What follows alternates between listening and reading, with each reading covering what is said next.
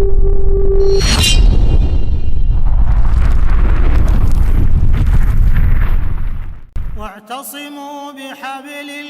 jadi bagian dari dakwah kami. Dukung operasional dakwah dan sosial kami. Raih pahala amal jariah yang terus mengalir sampai hari kiamat.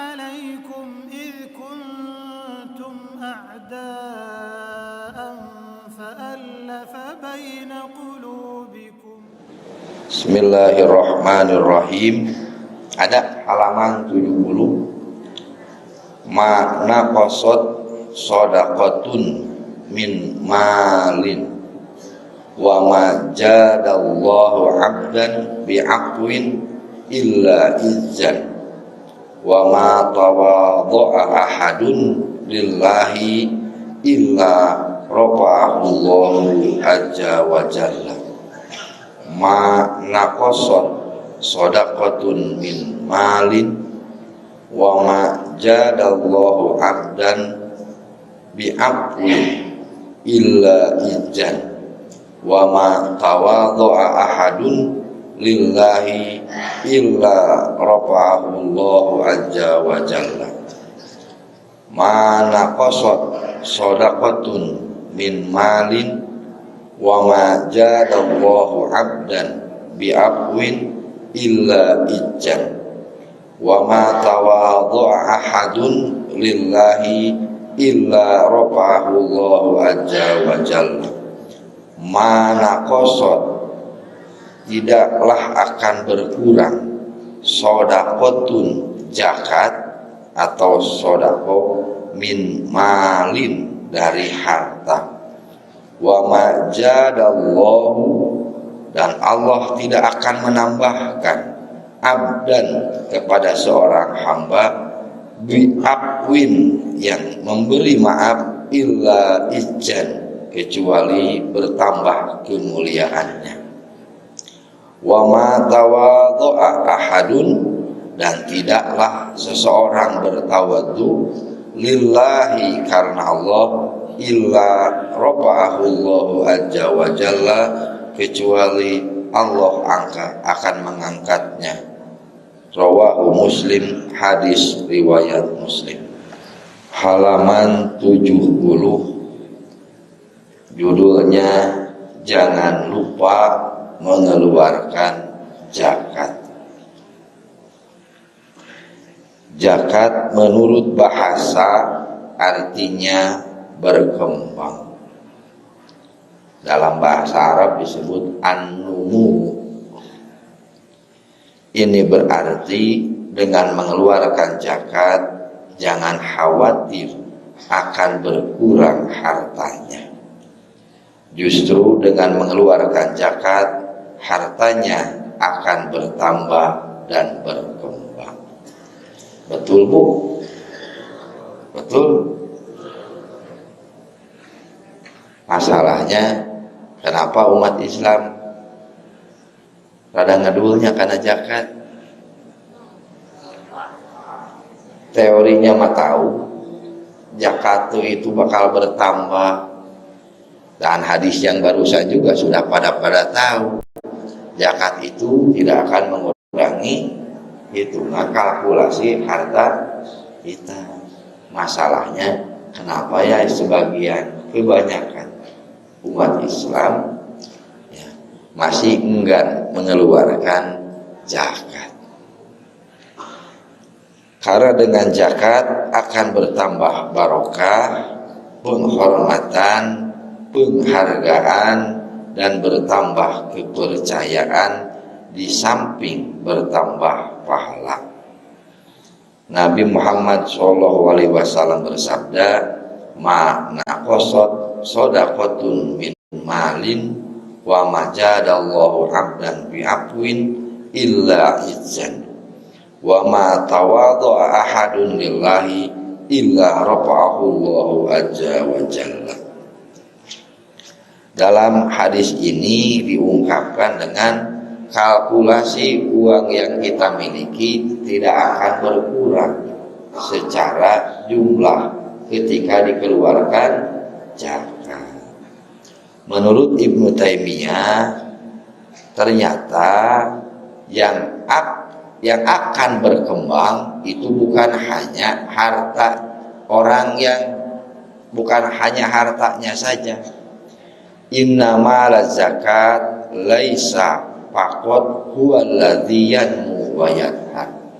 Bukan sekedar harta zakat yang akan berkembang dan akan mensucikan, walakin aidon ruhul mukmin alladzi yuhafidu alaiha.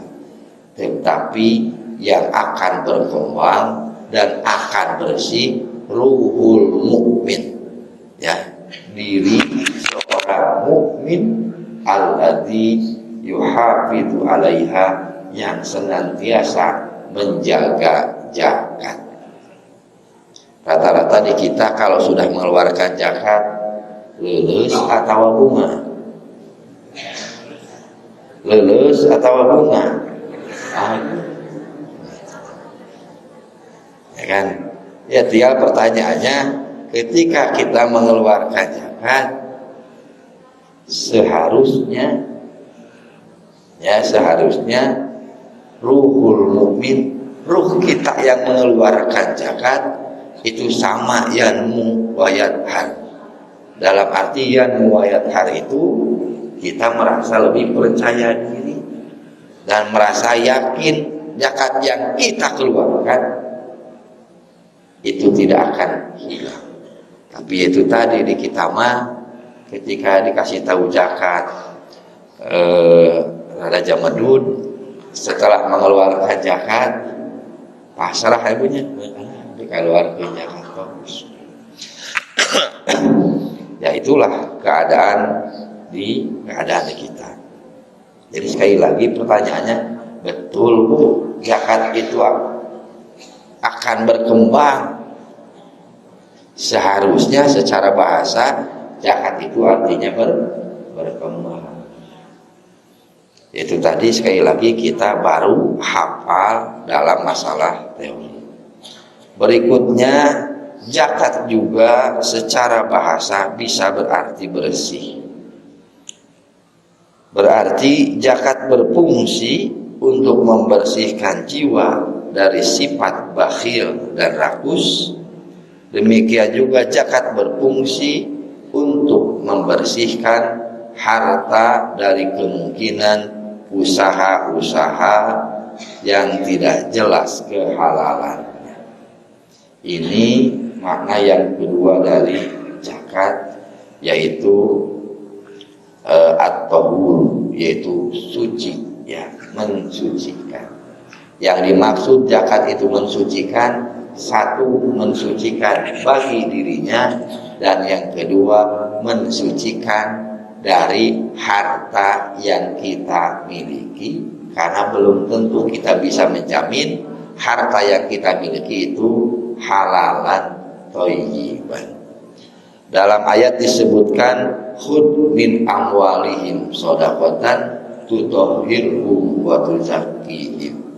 Ambillah zakat dari para orang kaya, tutahhiruhum, niscaya zakat itu akan mensucikan, ya, harta itu, wa tuzakkihim, dan juga akan membersihkan orang yang memiliki hartanya. Dalam hadis Nabi dinyatakan, tah ieu puntennya ieu mah. Da hadis laras kedah dibacakeun. Ya ma'syarat tujar, innal bai'a yahduru al-lagwa wal halfa fashawwibuhu bisodaqah. Ya ma'syarat tujar, wahai para pedagang, innal bai'a, sesungguhnya transaksi yang kita lakukan keseharian, yahduru, pasti gue bakal ngalaman al-lagu wal hal. Al-lagu itu apa? Salah. Wal halfu, dan banyak bersumpah. Di antara al-lagu itu ngabohong atau nyumputkeun barang dagangan, alias tidak tidak jujur, itu Allah. Makanya fasyawibu bis sodaqah, maka tutuplah kesalahan-kesalahan kita dengan sodaqah. Berapa persen sodaqahnya? Hanya 2,5% zakatnya. Besar kecil Pak? Kecil itu ya. Jika pas agama sudah menganjurkan harta yang kita dapatkan ternyata kita mencederai orang, menyakiti orang dan lain-lain sampai akhirnya kita memiliki harta itu, maka anjuran agama itu sederhana, supaya hartanya suci, dirinya suci, pasawi buku bisodako, maka hapuslah dengan zakat. Karena kita enggak mengeluarkan zakat tijaroh, mengeluarkan zakat mal dan yang lain sebagainya, maka Allah Maha Adil, diberewe penyakit. Berapa untung yang kita dapatkan? Bisa jadi ratusan juta. Berapa biaya berobat? Hampir sebanding dengan keuntungan yang dia dapatkan. Berapa persen? Ada 2,5%. Ada 2,5%. Nah, bisa jadi 25% itu paling sedikit, bukan 2,5% lagi, 25%. Makanya wajarlah ada ungkapan beak batite naon dipakai diubah ya. Allah Maha Adil, bisa jadi diberikan musibah sakit, bisa jadi diberi musibah mohon maaf kayak kebakaran atau kehilangan sesuatu harta benda ya, atau kecelakaan. Apa ada Allah Maha Adil. Hakikatnya Allah itu menegur kepada kita, Anda itu sudah layak untuk mengeluarkan zakat, tapi kenapa lebih mengutamakan untuk punten, untuk shopping dan piknik daripada bayar zakat? Bukannya tidak boleh ya, bukannya tidak boleh. Makanya agama sangat mentoleransi, apalagi di zaman sekarang. Bisa jadi 1.000 orang yang bertijaroh, yang berniaga, yang dagang, yang bersih proses dari awal sampai akhir, bisa jadi 1.001. Sudah diprediksikan oleh agama juga bahwa kebiasaan watak tukang dagang mah loba ngawadul nya jeung loba ingkar gitu. Ya, itu agama juga sudah menyadari hal itu. Tapi agama bukan hendak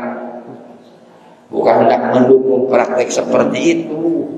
Tapi sekiranya kita melakukan hal yang demikian, sok atuh kaluarkeun zakatna, kaluarkeun sedekah. Ya. Berikutnya, hadis yang berikutnya, hasinu amwalakum bizakat wadawu maradakum bisadaqah. Wastakbiru amwajal balai bidduai wat tadarrui. Hasinu amwalakum bizakat. Bentengilah hartamu dengan zakat. Itu sudah biasa. Ini yang kedua, wadawu maradakum bisadaqah. Obatilah penyakitmu dengan sedekah. Sedekah ka saha? Ka dokter, ka fakir miskin. Ka dokter, ka fakir miskin. Da urang hoyong lah sodako ka dokter jadi beureunya taras teureun. Wastaqbilu amwajal bala'i bid-du'ai wat tadarrui. Wastaqbilu dan hadapilah amwaja gelombang al-bala'i musibah ya bid-du'ai dengan doa wat tadarrui dan merendahkan diri kepada Allah Subhanahu wa ta'ala. Dalam hadis ini dinyatakan bahwa fungsi yang ketiga dari zakat itu sebagai benteng dari harta yang kita miliki. Hasinu amwalakum bizakat. Di Cina ada benteng Cina dibuatnya panjang luar biasa. Kenapa ada benteng? Supaya musuh tidak masuk ke kawasannya, maksakeun we membuat benteng. Dan agama hakikatnya hendak menjaga bahwa harta yang kita miliki itu tidak habis, tidak hangus. Maka sebelum harta itu hangus, habis atau diinfakkeun ka dokter, waya sok kaluarkeun heula zakat. Karena zakatlah hakikatnya yang akan menjaga, membentengi harta yang kita miliki. Di rumah kita ada pintu gerbang, ada. Supaya apa? Supaya bangsa tidak masuk ke rumah kita. Lupa nutup pintu gerbang dan kunci pintu gerbang, akhirnya ada maling datang dan membobol apa yang kita miliki. Hakikatnya seperti itulah zakat sebagai benteng. Dan berikutnya wadahu marodohum bisoso. Jangan diartikan orang yang sakit itu tidak pernah sodako. Ieu nu geuring ieu tara infak tara sodako bisi ngamak. Ya, jangan. Wadahu marrokum bis sodako. Ya. Jangan diartikan orang yang sering sakit itu tidak pernah atau jarang infak dan sodako. Ini anjuran dari Nabi Muhammad SAW dalam rangka menggugurkan dosa yang dimiliki oleh seseorang. Ya. Wa bi sayyi'atal hasanata tamhuha. Dengan infak, dengan sedekah yang kita keluarkan, insya Allah akan menutupi atau menggugurkan berbagai kekurangan, berbagai kesalahan dan sebagian dosa-dosa yang kita miliki. Makanya dengan sakit dosa kita berguguran, dan dengan sedekah mudah-mudahan kita bisa mengkifarati dosa-dosa yang lain. Makanya suatu ketika uang saya masih ada, ya, uang itu hampir 2 tahun itu sakitnya luar biasa. Itu sakitnya luar biasa. Kemudian 1 bulan sebelum beliau meninggal, saya datang nengok. Kemudian saya katakan, wah sing bunga we cintanya, nah aja nyawa gering dek mau coba ning lila gering. Kenapa? Ada diungkapkan dalam hadis bahwa ada kalanya orang yang sebelum meninggal itu dicoba dulu dengan sakit yang berkepanjangan sampai penghujung wafatnya orang tersebut masih sakit. Dalam hadis dikatakan laqiyallaha wa ma alaihi khati'atun. Orang yang sakit kemudian meninggal, laqiyallaha, orang itu akan bertemu dengan Allah, wa ma alaihi khati'atun, dan orang itu sudah tidak membawa lagi kesalahan. Ya, dosa besar dibawa Bu? Tidak. Dosa kecil? Tidak. Kesalahan saja tidak dia bawa.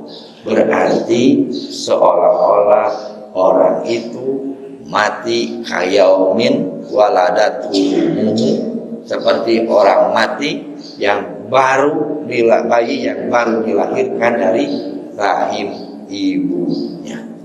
Seketika itu saya siri nyanyajangnya gitu ya pada kumaha na bubungah nu geuring mah hese mah nya diubar hese ieu hese tos kedah gitu ya.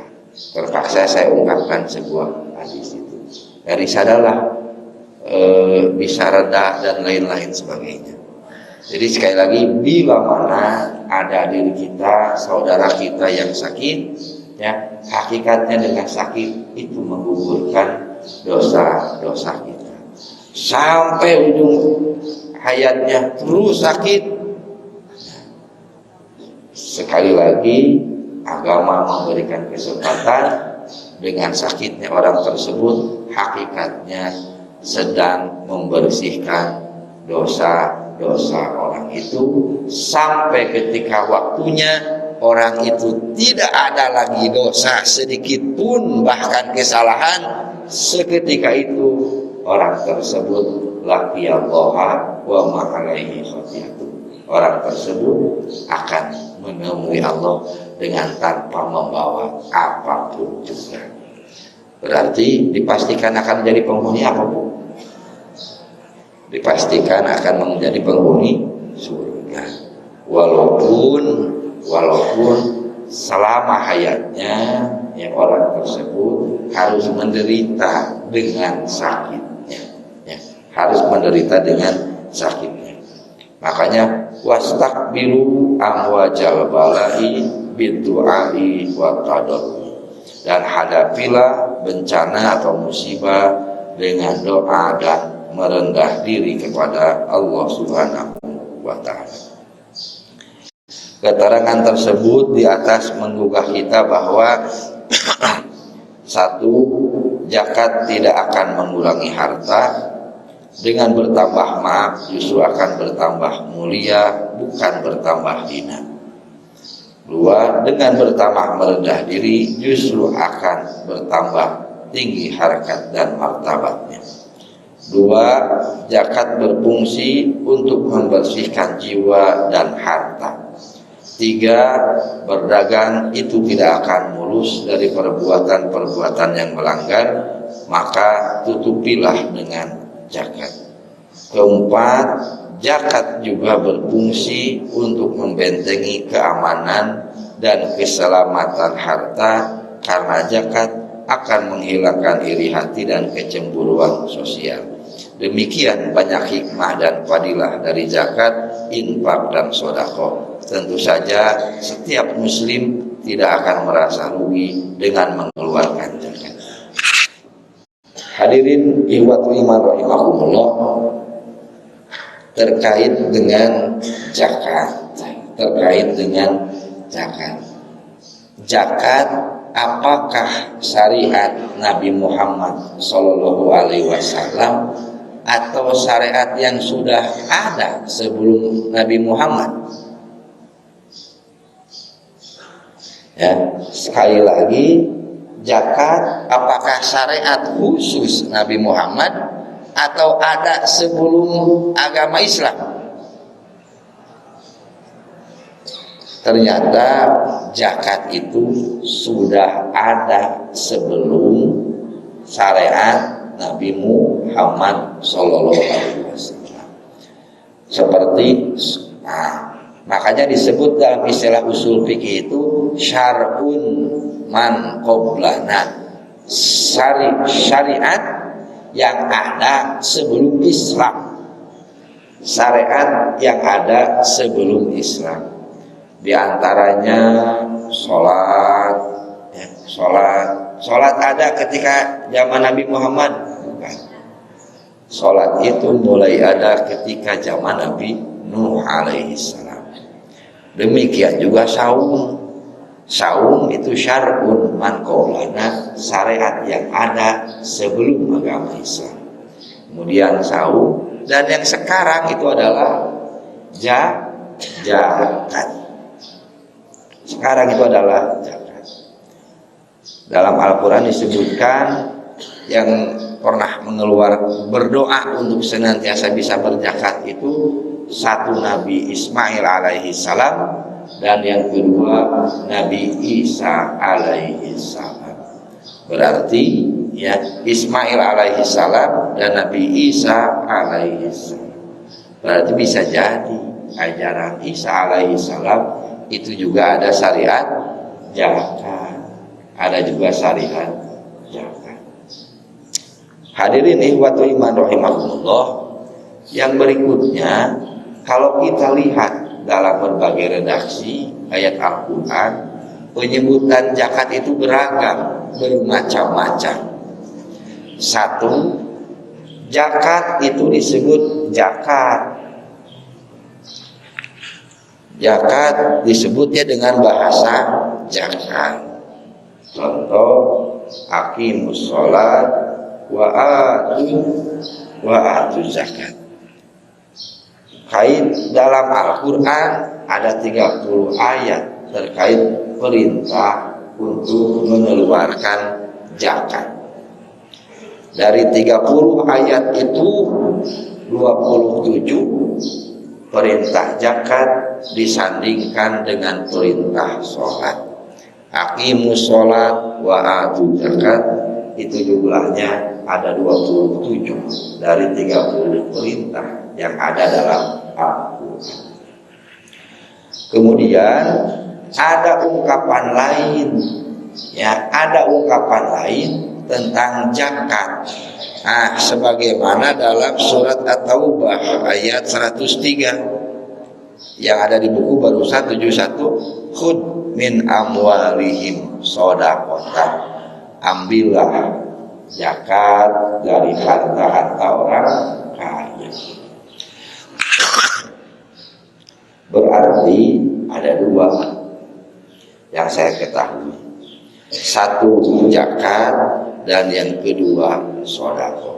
Zakat sudah pasti maknanya zakat.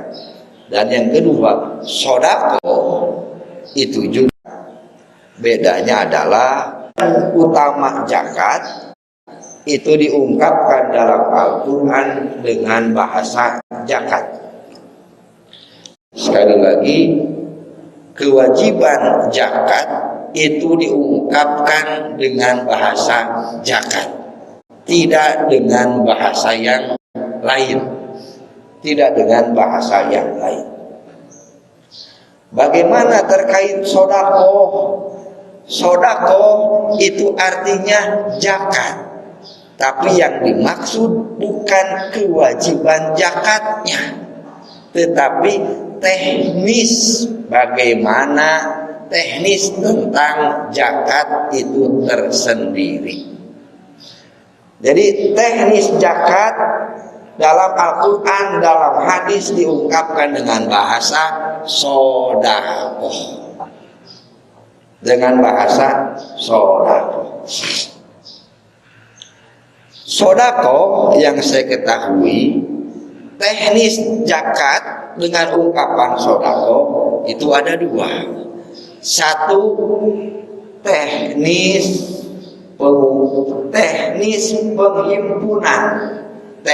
penghimpunan, ya, seperti surat At-Taubah ayat 103. Khud min amwalihim shadaqatan. Itu kan ada kata sedekah. Artinya zakat, iya. Tapi yang dimaksud adalah cara bagaimana zakat itu dikumpulkan, diambil atau diberikan. Diambil. Makanya sedekah makna yang pertama tentang teknis penghimpunan dana zakat. Dana zakat, ya, diambil, ya. Teknis mengumpulkan harta zakat itu diambil dari yang wajib zakat oleh amilin. Itu ya. Makanya bila mana ada anak bapak dan ibu yang sampai sekarang belum punya pekerjaan, Bu ya, ada berdasarkan ayat ini, ayat DC syariah. Ini DC syariah naon? Nyokotan zakat. Sudah jelas dalilna ieu. SK ge langsung ti Gusti Allah. Moal abdi mah moal gawe naon? Abdi merek jadi kolektor syariah. Ucan bayar zakat sampeurkeun. Mana bayar zakatna? Kan begitu. Jadi zakat itu diambil, bukan diberikan. Jadi ya ada peluangnya. Iya, ada peluang. Ini sudah jelas ayatnya, SK-nya dia langsung di Gusti Allah. Ya, itu tidak akan hadaluar. Zakat lagi-lagi di kita zakat itu suka diambil. Nungguan disanggakeun. Ketika orang datang mengingatkan zakat, biasanya yang didatangi kemana? Ya kaditu teh we gini kan, wartoskeun kewe dijajabkeun anu dan lain sebagainya. Ya, jadi sekali lagi yang hilang di kita sekarang adalah zakat. Seharusnya berdasarkan Al-Quran itu diambil dari orang yang wajib zakat. Oleh siapa? Oleh petugas zakat, disebut dengan amilin. Itu teknis penghimpunan dana zakat. Berikutnya adalah teknis distribusi zakat. Punten, nanti Idul Fitri ketika kita membagikan zakat fitrah, yang kita pakai dalilnya apa? Innamas shadaqatu lil fuqara, itu ya. Wal masakin wabnas sabil, sampai ada 8 as. Apakah ada ungkapan zakat dalam ayat tersebut? Tidak ada. Itu diungkapkan dengan innamas shadaqatu lil fuqara. Itu ada kata shadaqah. Shadaqah itu artinya teknis distribusi zakat. Makanya zakat yang terhimpun dibagi berapa? Seperdelapan. Dibagi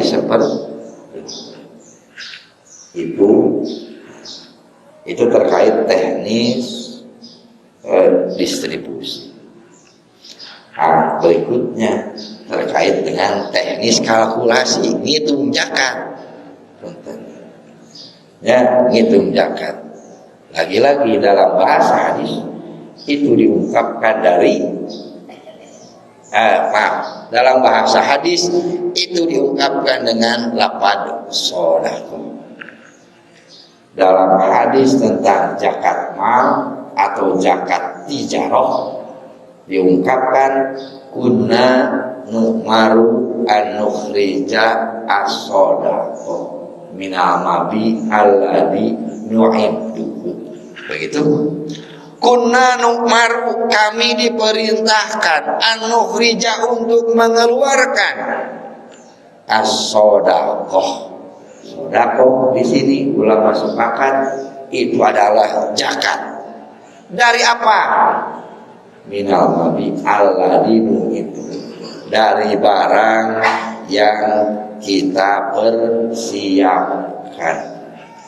Berdasarkan hadis ini, maka zakat itu dihitung dari modal dari untung. Dari modal dari untung. Dari modal dari untung. Dari modal. Ya, jadi hitungan zakat itu dari modal. Makanya teknis kalkulasinya itu sama, menggunakan lafaz shadaqah. tidak memakai kata zakat. Tidak memakai kata zakat. Bahasa zakat dalam Al-Quran itu murni terkait kewajiban dasar, prinsip dasar tentang zakat itu wajib. Dan tidak dijelaskan bagaimana-bagaimananya. Penjelasan teknisnya itu diatur dengan bahasa sedekah. Zakat didapatkan dengan cara dikumpulkan. Setelah terkumpul kemudian didistribusikan.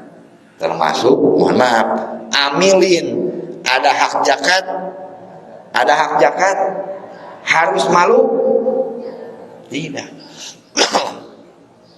Menghimpun zakat 100 M, amilin ke bagian 1/8 dapat berapa? Nah saya mah nyobong hartinu zakat sah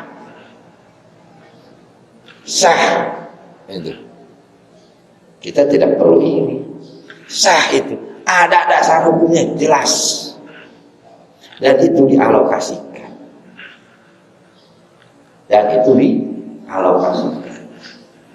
Beda dengan wakaf.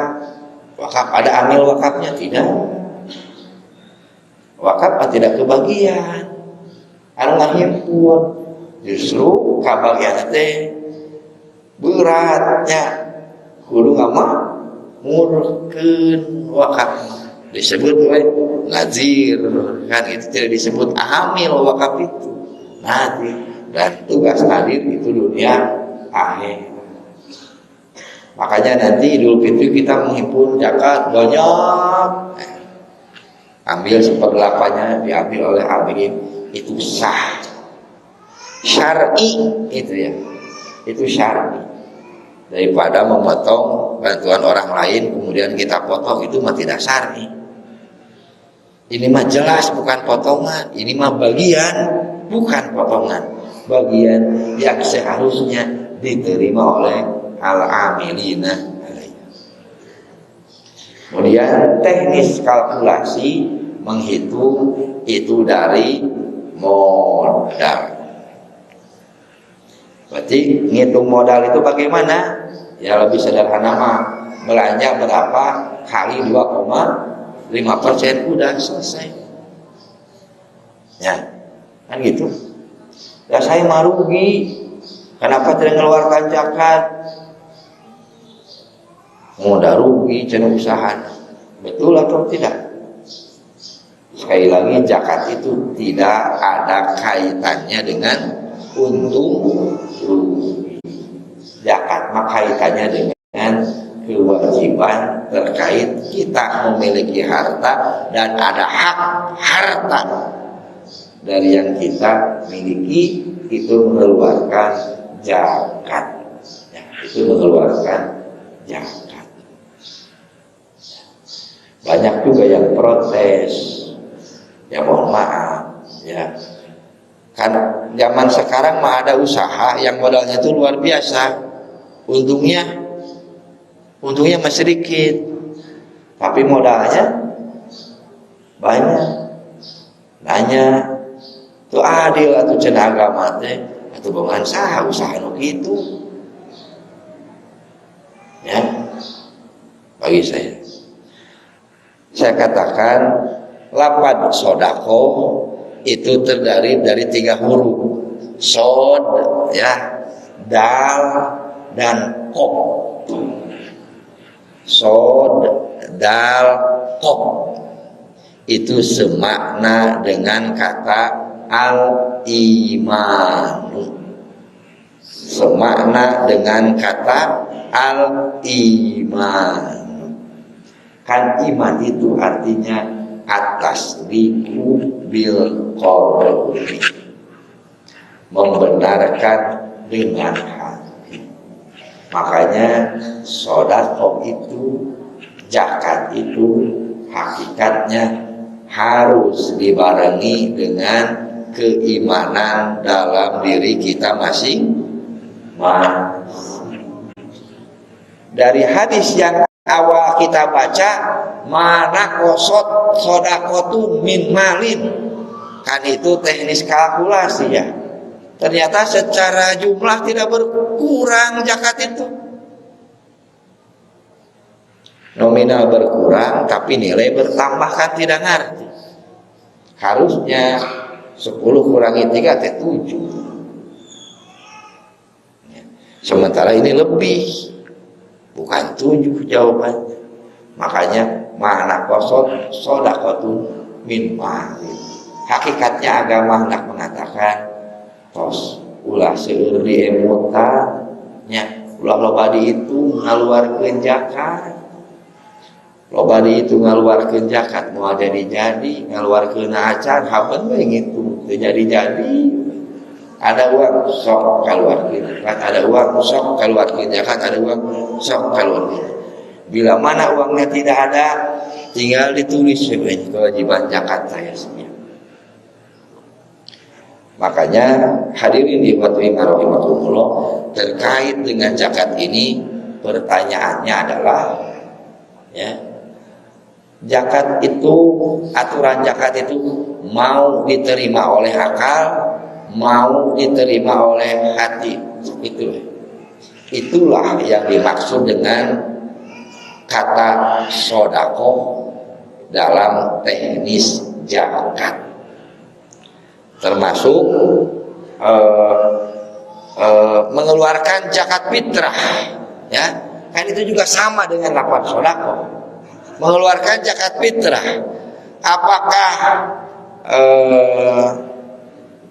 qabla khurujin nas ilal musholla, kan begitu ya, sebelum manusia menuju ke masjid. Dari hadis itu dipahami ada yang mengeluarkan zakat fitrah itu malamnya, betul? Ada yang beberapa hari sebelum, ada yang malamnya, ada juga yang ketika subuh. Di kita ya mengeluarkan zakat itu pasti sesuai dengan hadis dan redaksi hadisnya, kita mengeluarkan zakat itu setelah sholat subuh. Mendistribusikan, maksudnya itu setelah sholat subuh. Kan banyak yang bertanya, ribet atuh ke sholat subuh ngabagikeun zakat.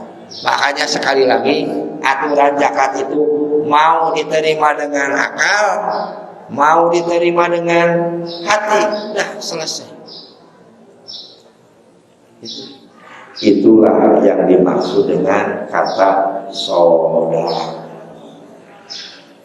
sodako, yang hakikatnya itu adalah zakat. Apa yang dizakatkan? Kan tidak semua. Dalam masalah binatang, yang wajib zakat itu hanya apa? 1 unta, dan yang kedua sapi.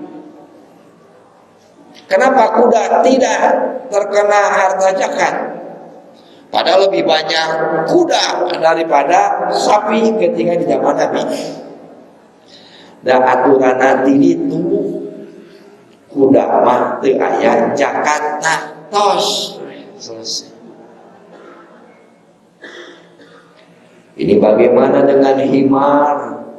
Ya, dengan keledai. Kuda bukan. Ada juga bigol. Bigol itu perkawinan antara himar dengan kuda. Tetap saja tidak ada juga dasarnya. Tidak ada perintahnya. Pokoknya namun. Berarti unta, kemudian sapi. Kalau munding kerbau, ada zakatnya? Ada. Min jinsil bak. Kemudian domba, biri-biri. Di kita ada yang ternak ayam ribuan, harus ada zakat ayam. Harus ada zakat ayam. Tidak. Zakat walet? Tidak. Karena tidak ada. Jadi saklek aturannya secara sumber yang wajib dizakatkan kan hanya saklek itu A, B, C, D, hanya lima jenis, tidak kurang dan tidak lebih. Pertanyaannya itu tadi, mau kita terima dengan akal, mau kita terima dengan keimanan. Termasuk mohon maaf terkait dengan zakat profesi. Di zaman Nabi ada yang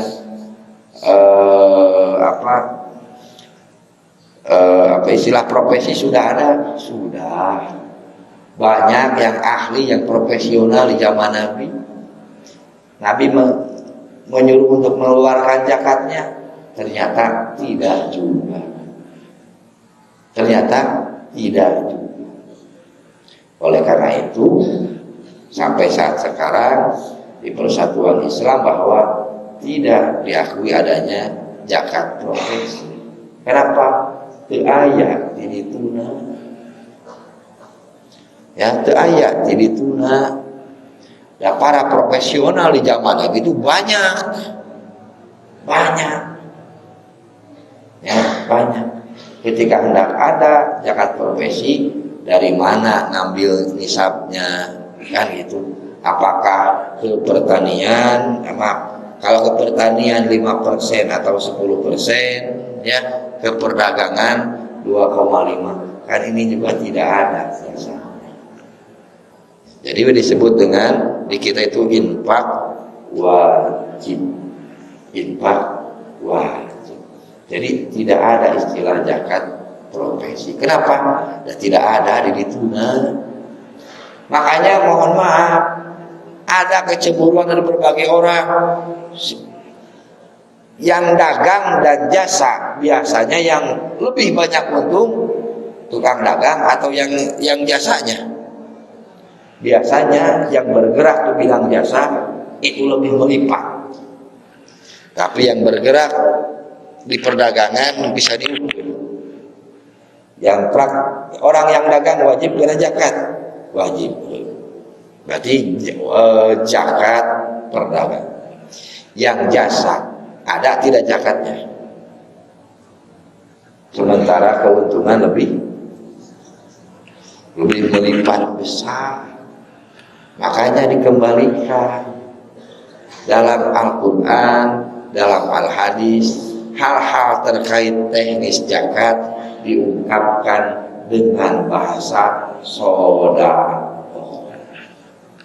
Sodako itu artinya dia diterima dengan hati, diterima dengan keimanan. Tinggal seperti itu. Teu kaharti ulah ningali kaharti teu kaharti perintah agama mah. Nya nalika teu kaharti yang dipermasalahkeun teh bab zakat we haben bari jeung teu dikaluarkeun. Ari lebah hitut keur salat anu diusapna kabeh teu dipermasalahkeun padahal sarua eta ge teu kaharti. Nyarios we mun alim ngaluarkeun zakat mah nya. Ulah anu lebih kurangnya seperti itu. Oleh karena itu, hadirin ikhwati rahimakumullah, terkait dengan makanya nanti silahkan kebanyakan lafaz sedekah dalam Al-Qur'an, lafaz sedekah dalam Al-Hadis itu terkait dengan teknis zakat. Zakat kan tidak ada istilah zakat fitrah ya.